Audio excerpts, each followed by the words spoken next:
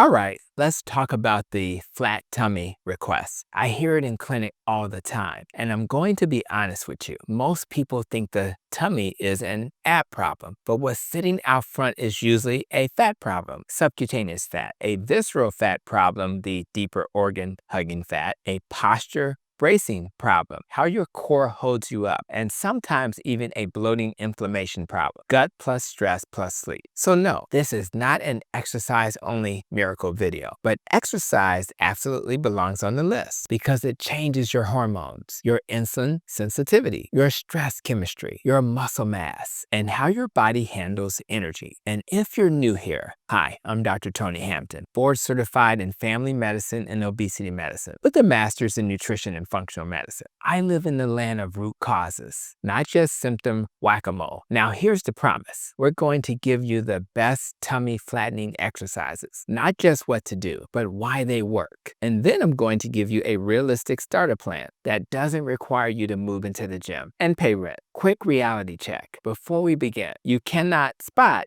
reduce belly fat. Your body is not an Amazon warehouse where you get to pick the shipping location, but you can reduce visceral fat with exercise. Real data backs that up. A well-known systematic review and meta-analysis titled The Effect of Exercise on Visceral Adipose Tissue in Overweight Adults, a systematic review and meta-analysis found exercise can reduce visceral fat even without diet changes. And when people ask, is HIIT better? A meta-analysis titled Effect of High-Intensity Interval Training on Total Abdominal and Visceral Fat Mass, a meta-analysis supports that HIIT can meaningfully reduce abdominal and visceral fat. And if you're thinking, what about lifting? There's a systematic review and meta-analysis entitled The Effect of Resistance Training in Healthy Adults on Body Fat Percentage, Fat Mass, and Visceral Fat, showing resistance training reduces visceral fat too. So yes, exercise can help change the belly story, but the deeper win is metabolic, less visceral fat, better insulin signaling, better inflammation control, better posture, better function. Now let me bring in the truth that nobody puts on the thumbnail. It's still going to be hard. A woman at the training facility I work with, clearly older than me, clearly strong, clearly consistent, told me something I'll never forget. She said, I've been training for years and it's still hard. Her body showed the work and she still felt the struggle. That's the message I want burnt into your brain in a loving way. The struggle doesn't disappear. You just upgrade it. If you avoid the struggle of lifestyle, you sign up for the struggle of chronic disease, fatigue, joint pain, meds, sleep problems, blood sugar chaos, blood pressure creeping up, and that slow, I don't feel like myself feeling. So I'm not asking you to choose struggle versus no struggle. I'm asking you to choose the struggle that pays you back. It's like cooking at home versus eating out. Restaurant food can taste amazing, but when you cook yourself, you notice things differently. Oh, that's paprika. You respect what went into it, and because you built it, you can maintain it. Same with your body. All right, let's get to the exercises. I'm giving you 8, not because I'm trying to punish you, but because different bodies respond to different stimuli, and I want you to have options. With a real human doing it. Exercise number 1, dead bug. This one looks easy until it embarrasses you. Quietly, politely, and repeatedly. Mechanistically, it trains anti-extension. You're teaching your core to resist your lower back arching while your arms and legs move. That's real-life core strength. Bracing while you carry groceries, pick up kids, or get out of a car without sounding like a haunted house door. Also, the deep core, especially the transversus abdominis, matters for flatness because it functions like an internal support belt. There's a paper titled Transversus abdominis ultrasound thickness during popular Pilates exercises, showing that dead bug produces strong TRA activation. Exercise number 2, front plank.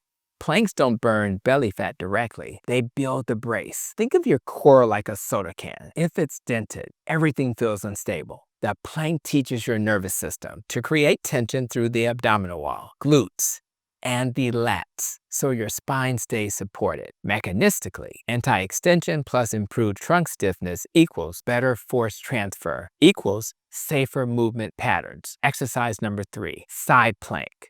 If the front plank is your front wall, the side plank is your side wall. This trains lateral core stability, obliques and quadratus laborum. Why does this matter for flattening? Because when your side wall is weak, your pelvis shifts, your rib cage flares, and your belly often looks more pushed out, even at the same body fat level. Exercise number 4, Palloft press.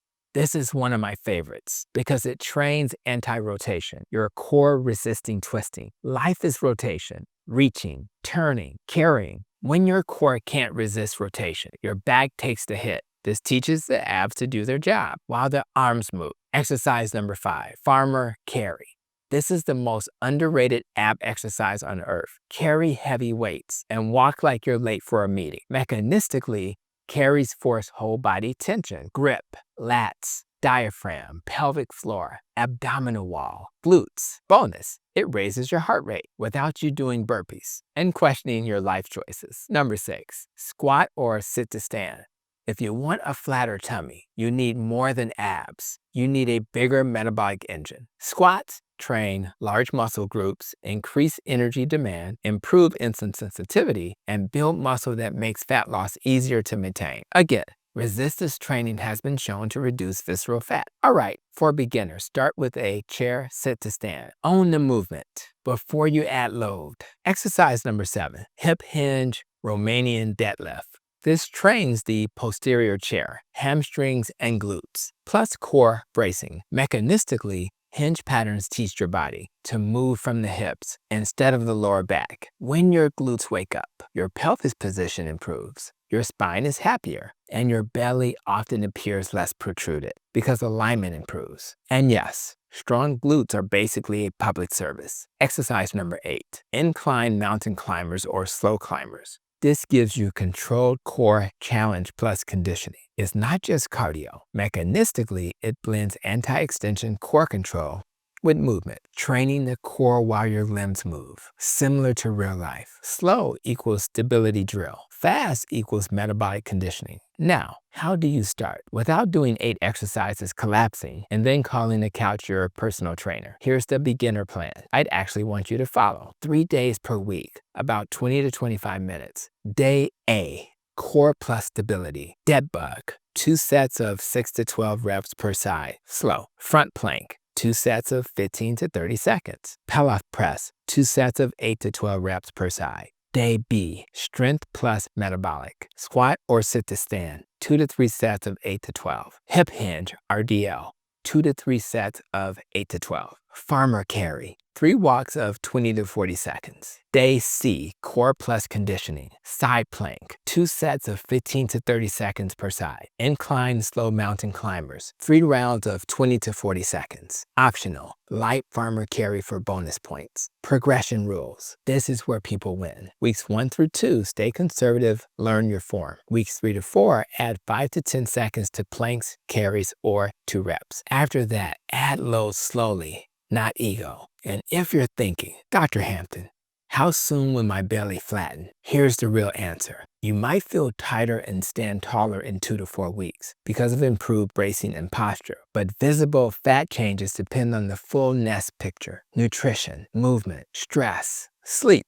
and consistency. Because if sleep is trash and stress is sky high, cortisol and cravings will body slam your progress. And if nutrition is ultra processed, your appetite signals are basically getting hacked. That's why I want you to think like this. You're not chasing a flat tummy. You're building a body that functions well, so the belly follows. And if you want a doctor of truth to end this with, it's this: your future self doesn't need perfection. Your future self needs consistency. So pick the struggle that gives you energy, confidence, and health, instead of the struggle that gives you prescriptions and regrets. And if you found this helpful, hit like, subscribe, and check the description and playlist for more metabolic health videos, especially the ones on insulin resistance, sleep, and belly fat hormones, because those pieces make these exercises work even better. And in the comments, tell me which one you're starting with: dead bug, plank, or farmer carry, and tell me where you're watching from. I'll see you in the next video.